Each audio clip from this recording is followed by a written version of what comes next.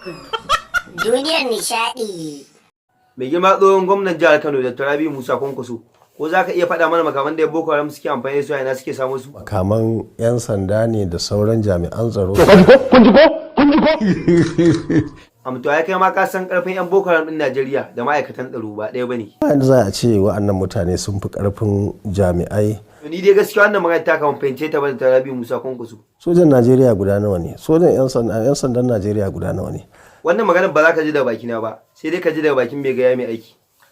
Shugaban ƙasa Muhammadu Buhari, amma ai duk ka ji maganar da muke tattaunawa ko? An ce ana ta kai ba a taka.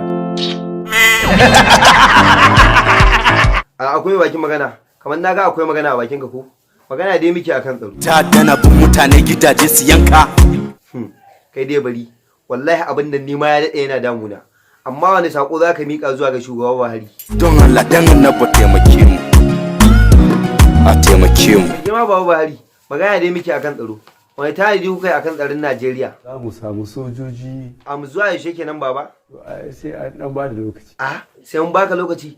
Yanzu tsara rami a ta kashe muke nan muna gani? Bai kamata in fito in sa baki ba. Da girma Buhari, muna ba labarin da duk wasu makamai da sojojin Najeriya suke bukata kun siya.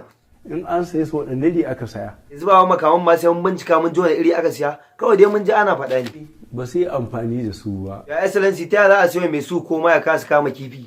Ba su ɗauki abin da muhimmanci ba. Ya excellency makaman da ko sai musu za su kai kimanin nawa? 774. Ya excellency ina son ma ta tambaya ne. Kuna ta ƙasa ba kuɗi. A ina ku samu kuɗin da ku siyo jami'an tsaro wannan makaman? Ok, baka da amsa? To shikenan. Ya excellency, a mulkin ka komai ya zo mana sauki. Ko za ka iya faɗa mana me ya baka wahala a cikin mulkin ka? Boko Haram. Ok, daga ƙarshe me burin ka kan yan Boko Haram din Najeriya? Boko Haram mu san yadda za mu yi da su. Ok, Allah ya dafa ma. Kuma ya subscribe a DJ Nice TV sannan ku danna alamar ƙararrawa.